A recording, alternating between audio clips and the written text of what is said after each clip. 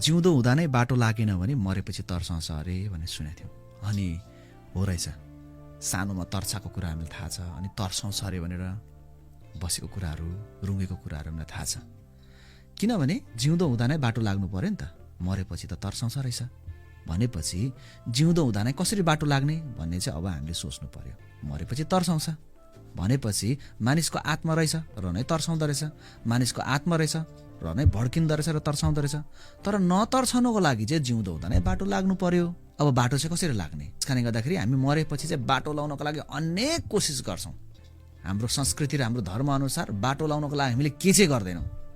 अनि बाटो लाउनका लागि हामीले अनेक त्यो मान्छेको नाममा धर्म कर्म गरेर पूजा आजा गरेर, त्यति मात्रै न मरिसकेपछिको नाम उसको नाममा चाहिँ अनेक खानेकुराहरू खुवाएर होइन अनेक कुरा गर्छौँ। तर त्यसरी बाटो लाग्दैन, किनभने ऊ मरिसक्यो। त्यसैले जिउँदो हुँदा नै बाटो लागेन भने मरेपछि तर्साउँछ भनेपछि बाटो कसरी लाग्ने भन्ने चाहिँ मान्छेको प्रश्न हो। अब त्यो चाहिँ बाइबलले एकदम प्रश्न बताउँछ। त्यसको उत्तर चाहिँ बाइबलले लेखेको छ, बाटो सत्य र जीवन मै हुँ भन्नुभएको छ प्रभु यीशु ख्रीष्टले। बाटो सत्य र जीवन ख्रीष्ट यीशु हुनुभएको कारणले मरेपछि नतर्साउनको लागि जिउँदो हुँदा नै बाटो सत्य र जीवन प्रभु यीशुलाई विश्वास गर्नु पर्यो।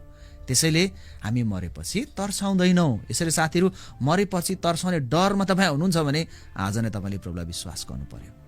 तपाईँले मुक्ति पाउनुहुनेछ, मरेपछि तपाईँ तर्साउनुहुन्न। Thank you so much.